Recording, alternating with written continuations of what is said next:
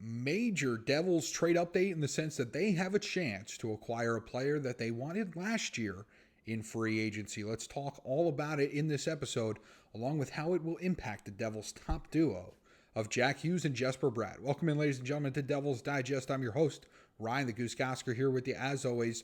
And before we even get to the program, I want you to be a subscriber to Devils Digest, not just for me, but help us reach our goal of 500 subscribers. We are getting closer and closer by the day. We need your help. Please sub to the channel. Give you a quick second. We'll get right into the program. All right, so let's talk about it. It's the Devils offseason. There's a lot going on. It's potentially another career-defining offseason for GM Tom Fitzgerald.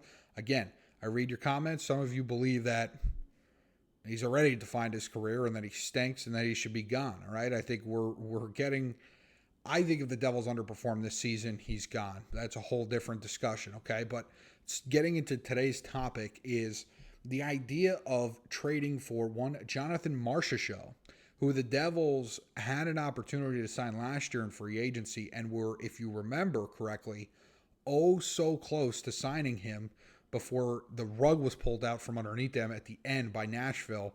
And again, remember, the benefits of going to Nashville over New Jersey include, income tax. So that's not only team perspective, and he was going there, and Stamkos ended up going there, stuff like that, but it did not work out last year, and already Nashville is looking to change some things, switch it up a little bit, right? Make sure that that they're not the same as last year, so it doesn't get stale.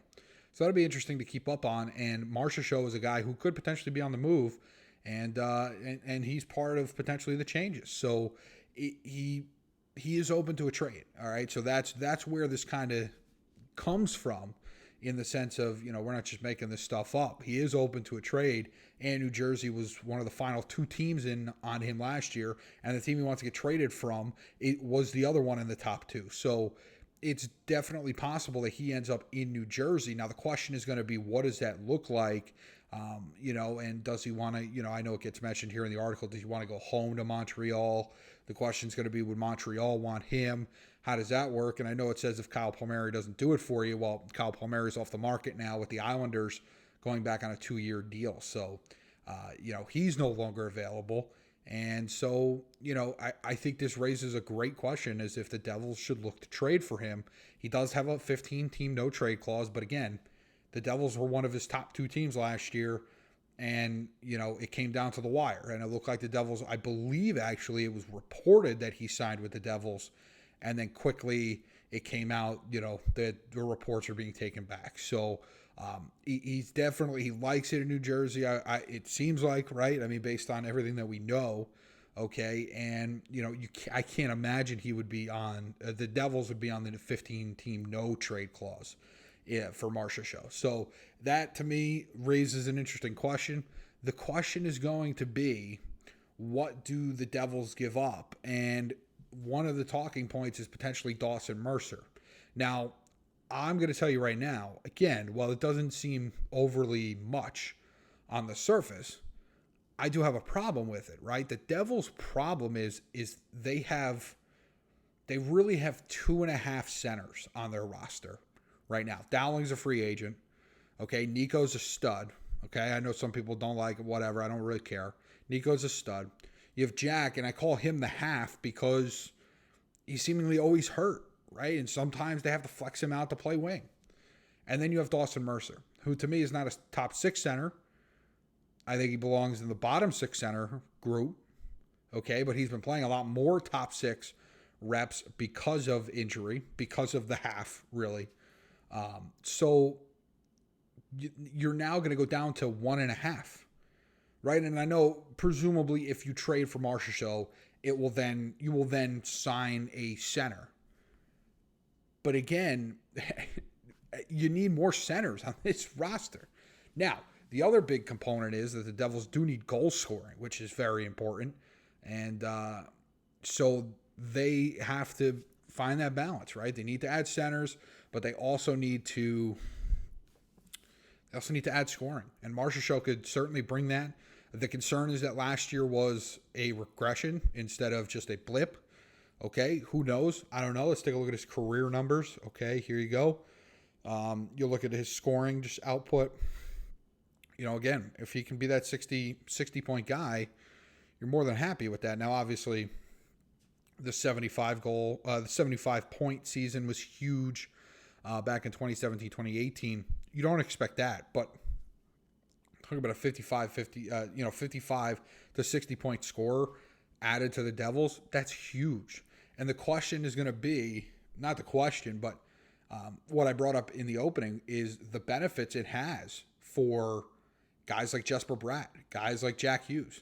You can put Marchessault on a line with Jack Hughes and Jesper Bratt, and that's a pretty damn stellar line if you ask me. Okay, I know people will say, well, you would have been better if he was 2 years younger, whatever, it doesn't matter.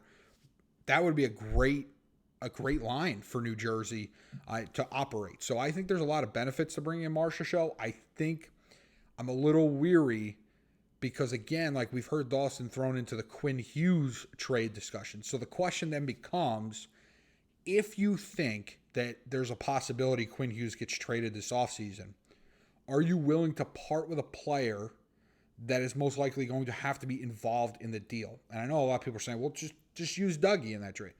That's not necessarily how it just works. I mean, he will have to be part of something if Quinn Hughes comes. But what I'm saying is are you willing to forego that opportunity if it means trading for Marchessault now? So I think it's a good question. I think it's an interesting note for Devils fans to kind of think about. And again, do you want to see Johnathan Marchessault on this roster? Again, you want a lot. I'm not saying everybody, but Devils fans were ready to welcome him with open arms last offseason, and he was 0 inches away from being a New Jersey Devil. So it's going to be really interesting. So let me know. Leave me a comment. Let me know what you think. Should the Devils bring in Marchessault? And then I'm going to say, if you say yes, are you willing to part with Dawson Mercer in that, knowing that he could be a potential key piece of a Quinn Hughes trade? So let me know what you think. Again, this is the interesting part about the Devils offseason. I know a lot of people are like, wow, this guy. The Devils, if they're going to look different, if they're going to live up to what their GM says, there's going to be a guy or two on this roster that you think has no chance of leaving it. Who's going to leave the roster? So that's going to be very interesting to find out who it is. Okay, we've talked about maybe it's Dougie, whatever. But let me know, should the Devils make the move for Marchessault? Should they bring him in, his salary cap? Again, moving Mercer out softens the salary cap blow. I believe Marchessault's at 5.5. Okay, so the Devils they'd only have to pay out 1.5 more, based on the comparison between salaries, and I believe Mercer's at $4 million. So it's going to be interesting. Just let me know what you think. And like I said, if you don't like it, you're going to let me know about it. I know. If you do like it, are you willing to give up what is necessary to get Johnathan Marchessault? I think the Devils should be aggressive, and this would certainly fall under aggressive. So why not? Bring him in, right? He wanted to come here last year, so why not bring him in this year? Leave us a comment. Let us know what you think. And, of course, as always, please subscribe to the channel. We appreciate everybody and all the work you guys do listening and watching Devil's Digest and spreading the great word about the Devil's Digest community. So we really love being a part of it. I promise you there's more. There's going to be some swag that goes up on these closet doors soon, so don't worry about it. I know people are wondering, but don't worry about it. It's all good, and we'll catch you next time on Devil's Digest.